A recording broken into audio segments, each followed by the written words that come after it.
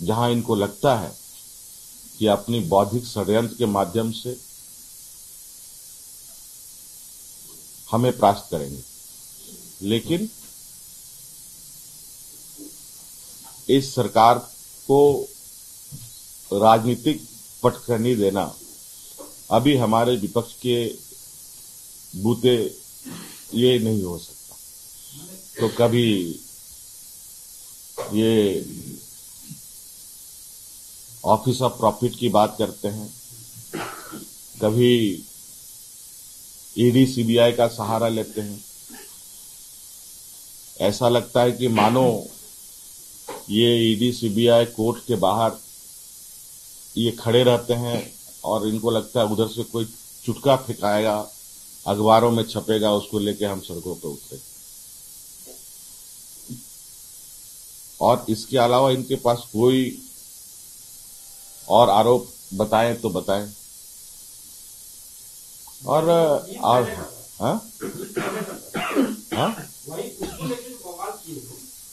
बवाल इनको वही मीठा मीठा गप गप, कड़वा कड़वा थू थू, ये हमारे राजनीतिक क्षेत्र में कदम रखने से पहले से वो लीज हमारे पास थी। इस बीच में राज्यसभा सांसद भी चुना गया, उसके बाद विधायक भी चुना गया, उसके बाद मैं उप मुख्यमंत्री के रूप में भी मैंने काम किया, फिर मुख्यमंत्री के रूप में भी काम किया, फिर विपक्ष के मुखिया के रूप में भी काम किया। उस समय इनकी नींद नहीं जगी। और अब जब राज्य की जनता ने हाशिए पर खड़ा कर दिया, तब इन लोगों ने ये जिन निकालने की कोशिश की, जो जिन है भी या नहीं ये समझ से परे।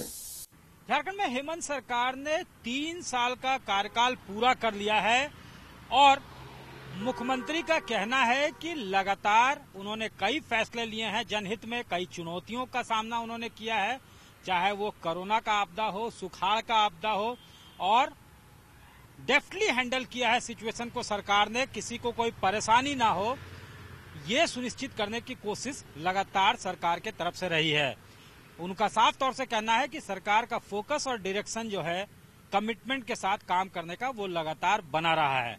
और इसी अवसर पे उन्होंने एक बार फिर ये दोहराया कि जिस तरह का नैरेटिव उनके खिलाफ लगातार बिल्ड किया जाता रहा कि करप्शन में उनका हाथ है या ऑफिस ऑफ प्रॉफिट में उनकी गलती रही है, ये बिल्कुल सिर्फ और सिर्फ परसेप्शन क्रिएट करने की कोशिश थी। माइनिंग लीज का जो मामला था, यानी ऑफिस ऑफ प्रॉफिट का जो मामला था, वो आज का मामला नहीं है। माइनिंग लीज मामले में वो गलत नहीं है, एक बार फिर उन्होंने दोहराया, जिसके वजह से एक बड़ा राजनीतिक बवंडर यहाँ पे उठ खड़ा हुआ था। फरवरी में जब रघुवर दास के नेतृत्व में एक बीजेपी का प्रतिनिधिमंडल जाकर राजभवन में गवर्नर से मिलता है और ये मेमोरेंडम सौंपता है कि ऑफिस ऑफ प्रॉफिट के दायरे में हेमंत सोरेन आते हैं और माइनिंग लीज उन्होंने अपने नाम खुद सीएम रहते हुए और खुद माइनिंग मंत्री रहते हुए जो आवंटित करवाई है, वो ऑफिस ऑफ प्रॉफिट के प्रोविजन का उल्लंघन है, 1951 पीपल रिप्रेजेंटेटिव एक्ट का उल्लंघन है और पीसी एक्ट का उल्लंघन है। ईडी सीबीआई जांच होनी चाहिए, इसको लेकर भी हाईकोर्ट तक मामला पहुंचा था। लगातार ये मामला आगे बढ़ता रहा। ईसीआई का जब ओपिनियन यहाँ पे राजभवन आया, उसके बाद से लगातार पॉलिटिक्स जो है, कभी यहाँ रांची से रायपुर शिफ्ट होता रहा, तो विधायक जो है कभी भ्रमण पे जाते रहे, लतरातू डैम, और लगातार एकजुटता प्रदर्शित करने की कोशिश रहे। तो एक बड़ा मुद्दा था, अन्य चुनौतियों के साथ ये एक बड़ा चुनौती था और उसमें मुख्यमंत्री ने कहा कि उन्हें फंसाने की कोशिश की गई है। जिस तरह का मामला था उसको जो है गलत तरीके से पेश किया गया, गलत तरीके से परोसा गया।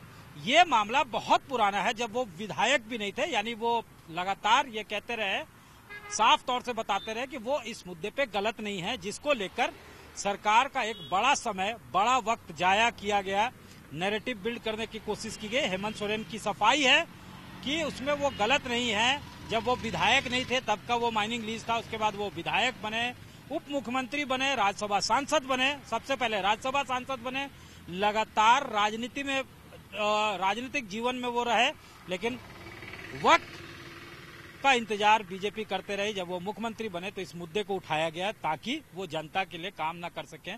ये हेमंत सोरेन का आरोप है और उनका साफ तौर से कहना है कि इसी वजह से इन्वेस्टर जो है वो यहां आने से कतराते रहे। ये इस तरह का जो है नैरेटिव बिल्ड करने की कोशिश की गई कि सरकार जो है अब गई तो तब गई, पॉलिटिकली इनस्टेबल है झारखंड गवर्नमेंट, तो जाहिर तौर पे ऐसे में इन्वेस्टर्स जो है पैर अपना पांव पीछे खींचते रहे। तो लगातार बाकी चुनौतियों के साथ बीजेपी के चुनौती का भी उन्होंने सामना किया, बावजूद इसके उनका दावा है कि वो जनता के एक्सपेक्टेशन पे खड़े उतर रहे हैं।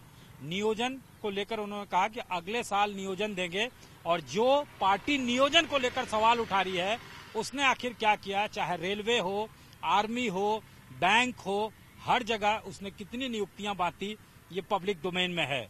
तो हेमंत सोरेन ने 3 साल पूरा होने पे एक बार फिर दोहराया कि भ्रष्टाचार के ऊपर जो आरोप उनके ऊपर लगता रहा है और ऑफिस ऑफ प्रॉफिट का मामला जो उनके ऊपर बनाया गया, उस केस को मिसप्लेस किया गया था बीजेपी के ऊपर और एक नैरेटिव बिल्ड करने की कोशिश की गई थी ताकि सरकार जो है वो काम ना कर पाए और सरकार को डिस्टर्ब किया जाए, उसको अपदस्थ किया जाए और सत्ता पे काबिज हुआ जाए। ये हेमंत सोरेन ने आरोप लगाया है अपने 3 साल के कार्यकाल पूरा होने पे।